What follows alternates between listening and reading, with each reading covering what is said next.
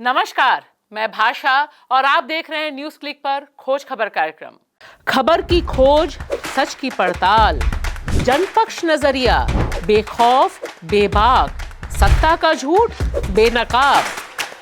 आग में तपी पत्रकारिता दागती है सवाल दर सवाल।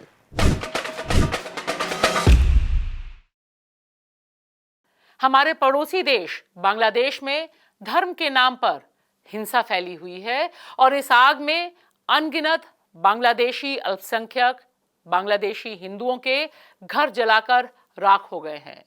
जान माल का नुकसान हुआ है। यह निश्चित तौर पर बेहद दुखदाई है, बेहद निंदनीय है। इसे तुरंत रोका जाना चाहिए। इस सांप्रदायिक हिंसा के खिलाफ बांग्लादेश के लोग जिस तरह से बड़े पैमाने पर सड़कों पर उतरे, उन्होंने हिंसा करने वालों के खिलाफ प्रदर्शन किया। सरकार ने दावा किया कि वह हस्तक्षेप करना चाह रही है।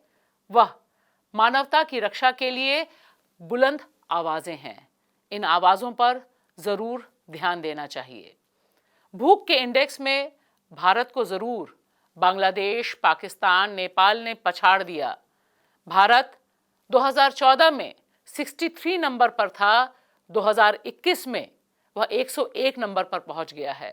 डर यह है कि यह जो महजबी नफरत है, जिस तरह से जो कम्युनल वायलेंस है, वह जिस तरह से बांग्लादेश में फैल रही है, बढ़ रही है, कहीं ऐसा ना हो कि तमाम पैरामीटर्स में भारत को पीछे करने वाला बांग्लादेश इस नफरती हिंसा का शिकार हो जाए और शायद हमें, आपको, सबको बांग्लादेश में अमन के लिए जो लोग आवाजें उठा रहे हैं उनके साथ खड़ा होना बेहद जरूरी है। कश्मीर एक बार फिर चर्चा में है। यह आपके लिए, हमारे लिए, सरकारों के लिए निश्चित तौर पर एक चिंता का विषय है। जिस तरह से वहां हिंसा का दौर शुरू हुआ है, जिस तरह से 30 के करीब लोग मारे गए हैं, उन्हें निशाने पे लिया गया है, उससे ऐसा लगता है कि मोदी सरकार चाहे जो भी दावा करे कि वहां पर नॉर्मलसी आ गई है, वहां पर सब कुछ शांत है, सब कुछ अच्छे से चल रहा है, उसमें दम नहीं लगता है। और खास तौर से इस बार जिस तरह से श्रमिकों को निशाने पे लिया गया है, 30 से अधिक जाने जा चुकी हैं, बॉर्डर से भी हिंसा बढ़ रही है, वह सब कश्मीर को बहुत ही फ्रेजाइल स्टेट में पेश करती है। खास तौर से मजदूरों का जो पलायन है, उसके बारे में वहां के जानकार बताते हैं कि 35-40 साल में इस तरह से कभी खौफ उन पर तारी नहीं हुआ था। काम करने मजदूर हमेशा वहां पर यूपी, बिहार से जाते रहे हैं। लेकिन अब आपको जो स्क्रीन पे जिस तरह के दृश्य दिखाई दे रहे हैं, जिस तरह से लोग वापस अपने घरों की तरफ आ रहे हैं, राज्य सरकारें उसमें हस्तक्षेप की बात कर रही हैं, उससे ऐसा लगता है कि 5 अगस्त 2019 को जब धारा 370 हटाई थी और उसके बाद से केंद्र की मोदी सरकार का जो दावा था, वह सब कामयाब दावा नहीं है, सच्चा दावा नहीं है। वह कश्मीर की असली स्थिति को बयान करने वाला दावा नहीं है। सबसे बड़ी दिक्कत इस समय कश्मीरियों के पास यह है कि वहां कोई सरकार नहीं है, कोई प्रतिनिधि नहीं है। लिहाजा वहां पर अपील कैसे हो और कहां हो। बीच में जो खबरें आई कि जब हमले पर सिविलियंस को लिया गया, मस्जिदों से पूरा ऐलान किया गया कि सबकी हिफाजत की जाएगी, लेकिन इसमें सरकार है, वहां का जो एडमिनिस्ट्रेशन है, वह पूरी तरह से विफल दिखाई दिया। देखिए, बिहार के मजदूर की यह व्यथा कुछ सेकंड भर की व्यथा है ये, लेकिन इससे पता चलता है कि कश्मीर में हालात कितने खराब हैं। अभी जो हम बिहार जा रहे हैं, कोई मजबूरी नहीं है, मगर हम तो डर के मारे जा रहा हूँ ना। कभी ये कहानी होता है, कभी वो कहानी होता है। मतलब 35 साल के दरमियान में कभी नहीं हुआ था ऐसा कहानी जो अभी हो रहा है इस दरमियान में। क्या करेंगे, इंसान को तो जान से प्यारा तो नहीं है ना पैसे। इसी पर सिर्फ विपक्षी दल या जो कश्मीर की राजनीतिक दल हैं, उनकी ही बात नहीं। यहाँ पर आप देखिए कि कश्मीर में पहले जो राज्यपाल थे सत्यपाल मलिक, वह किस तरह से बयान देते हैं। वह कहते हैं कि वह जब वहां थे तब श्रीनगर हिफाजत में था। इस तरह की हिंसा का दौर नहीं था। अब इसका जवाब तो उनके जो मुखिया हैं, चाहे वो प्रधानमंत्री नरेंद्र मोदी हों या गृह मंत्री अमित शाह, वही दे सकते हैं कि इस पूरे दौरान कश्मीर को इस तबाही, इस हिंसा में किसने उड़ेला और मामला कहां खराब हुआ, या मामला कभी ठीक ही नहीं था, इसे दूसरे ढंग से प्रचारित प्रसारित किया गया। इस पूरे के पूरे घटनाक्रम पर हमने बात की कश्मीर के एक बहुत ही अहम नेता से, जिन्होंने हर संकट के समय बहुत मजबूती से अपनी आवाज कश्मीर, कश्मीरियत के पक्ष में खड़ी की। हमने बात की यूसुफ तारागामी से, जिन्होंने बहुत विस्तार में हमें बताया कि किस तरह से कश्मीर को दोबारा हिंसा में ढकेला जा रहा है। आज जो हालात हैं, जिस तरह से दोबारा हिंसा का दौर शुरू हुआ है, जिस तरह से सिविलियंस को निशाने पे लिया गया है, क्या वजह है, अचानक क्यों ऐसा हुआ? देखिए, जहां तक इन वारदातों का ताल्लुक है कि जहां मासूम शहरी मारे गए और एक ही महीने में लगभग 30 के करीब, और इसमें मजदूर भी शामिल हैं, टीचर भी हैं, केमिस्ट भी शामिल हैं, लोकल्स जो बेचारे मजदूरी करके अपना जीवन संभाल रहे थे, उनको भी निशाना बनाया गया।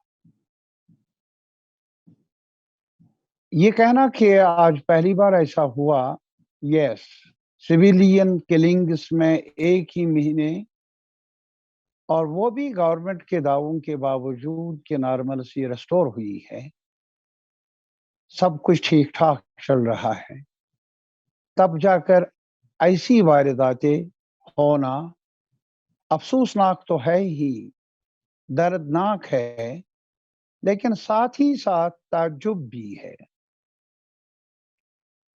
मैं ये भी कहना चाहूंगा कि इससे पहले भी पिछले 2 साल में मुसलसल टेररिस्ट वायलेंस, झड़पें होती आई हैं और कई लोग मारे भी गए, फौजी, टेररिस्ट, क्रॉस फायर में सिविलियंस भी, ये नहीं कि मारे नहीं गए।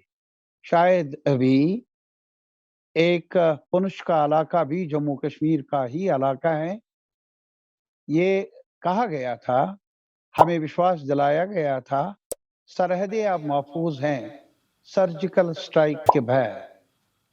लेकिन अभी कई दिनों से पुंछ में झड़पें चल रही हैं और कई हमारे ऑफिसर और जवान जान बहक हो गए, मारे गए।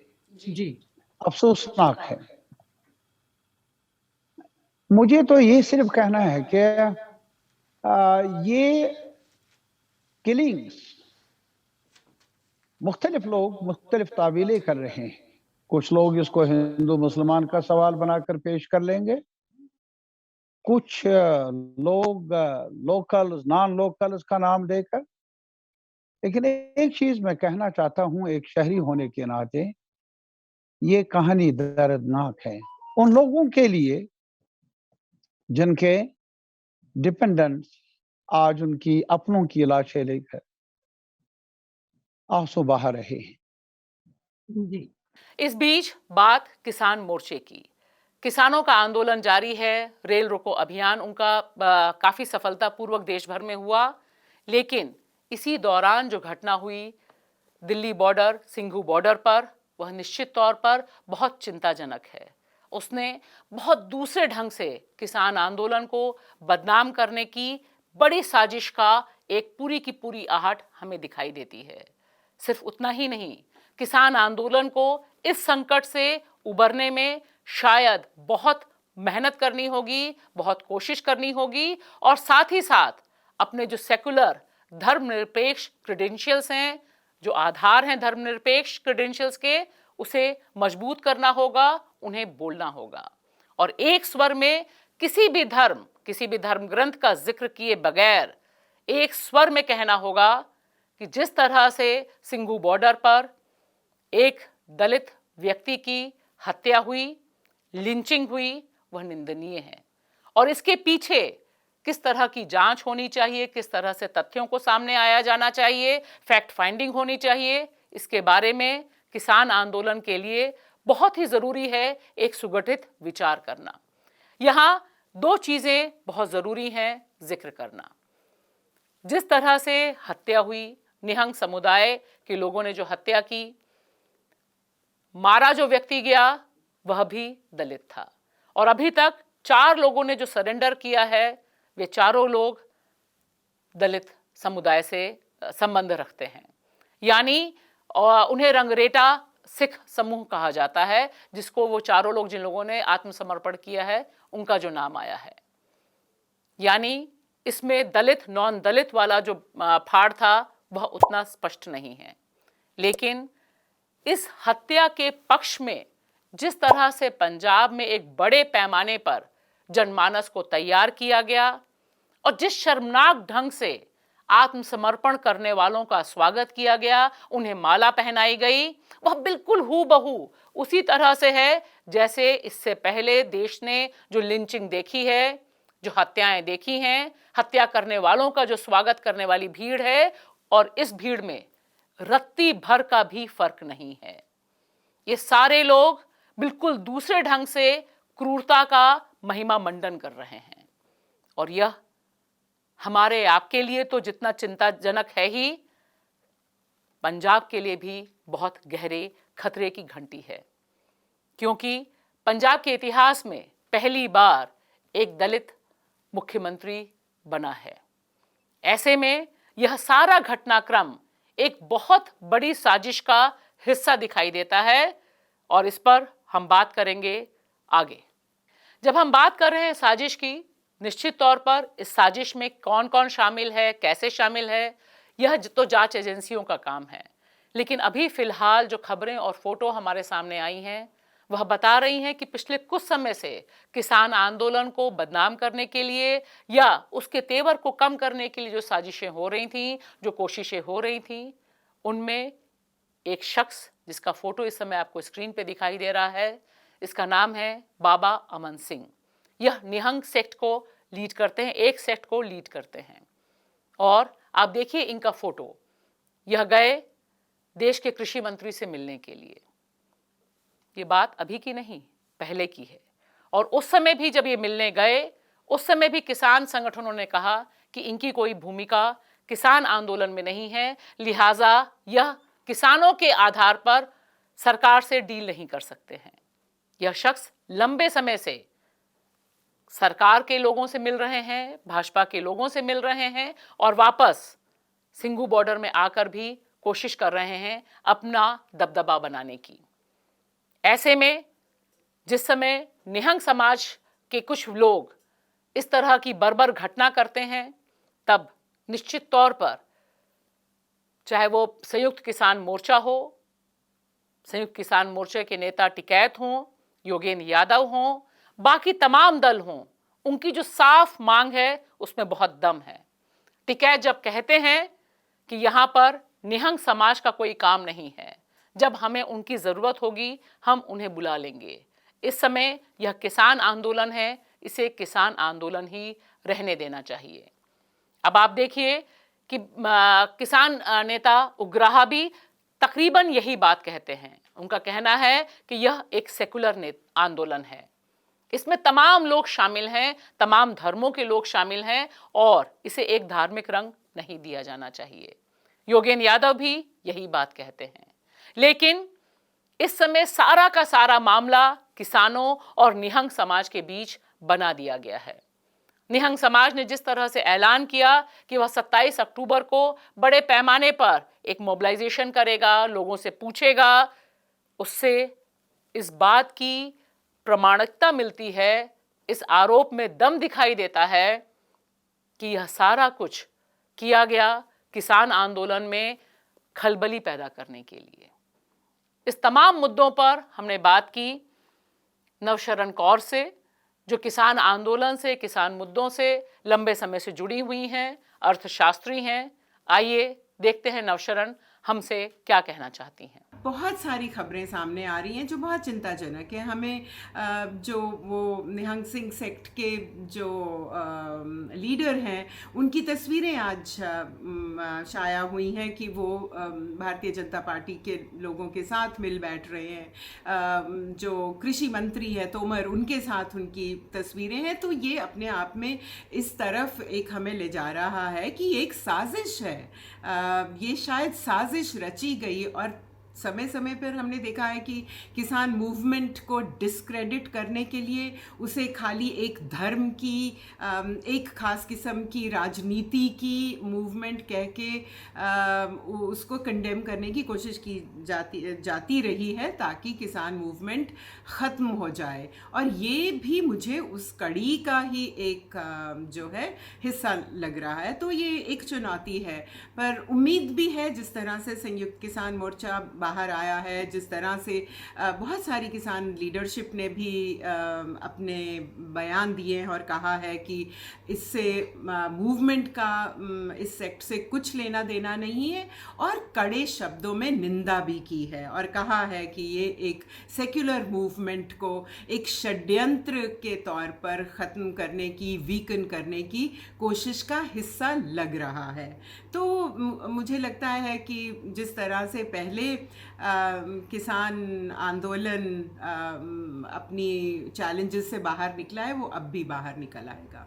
किसान आंदोलन में जो इस समय का संकट है, तकरीबन वैसा ही संकट या शायद उससे भी बड़ा संकट, जब हम संकट की बात कर रहे हैं तब हम बात कर रहे हैं 26 जनवरी को जिस तरह से जो हिंसा का माहौल हुआ, जिस तरह से किसान आंदोलन को घेरने की जो तैयारी हुई, उस संकट की। मौजूदा संकट बिल्कुल दूसरे ढंग का संकट है। यहाँ किसान नेतृत्व की पूरी जिम्मेदारी बनती है कि आंदोलन को उसी तरह से मजबूत रखे, उसी तरह से उसका डायनामिक्स बनाए रखे जिसमें तमाम लोग शामिल हो सकें, इंक्लूसिव हो सके, इंक्लूसिव बना रहे किसान आंदोलन। और निश्चित तौर पर हमें और आपको बतौर भारतीय नागरिक यह मान के चलना होगा कि चाहे वो किसान आंदोलन हो या कोई भी आंदोलन, इसे अस्थिर करने की कोशिशें तमाम लोग करते हैं, तमाम समूह करते हैं। सब कुछ के बावजूद जो सिंघू बॉर्डर में हुआ, एक भारतीय नागरिक की जो नृशंस हत्या हुई, जो लिंचिंग हुई, उसका एक स्वर में सबका विरोध करना बेहद जरूरी है। किसी भी सूरत में किसी भी इंसान की लिंचिंग को जायज नहीं ठहराया जा सकता, चाहे वह धर्म का आधार बना के किया जाए या जाति का आधार बना के किया जाए। लिंचिंग लिंचिंग है, वह निंदनीय है, वह गैर कानूनी है, वह मानवता के खिलाफ उठाया गया कदम है। चलते चलते मैं अपना सलाम पेश करना चाहूंगी अपराजिता को, जिन्होंने हिंदी को बिल्कुल दूसरे मुकाम तक पहुंचाया। बहुत असमय उन्होंने हमसे विदा ली, इसका गम बहुत गहरा रहेगा। लेकिन अपराजिता की जो योगदान है हिंदी में ही नहीं, तमाम साहित्यिक जगत में, हिमोजी में उनकी जो अलबेली है और अलबेली के साथ जो लाल मुनिया है, निश्चित तौर पर वह हमें और आपको याद दिलाएगी कि जो सृजनशीलता है वह हमेशा जिंदा रहती है। सलाम अपराजिता, सलाम अलबेली और लाल मुनिया, क्योंकि तुम दोनों हमारे साथ हमेशा बने रहोगे।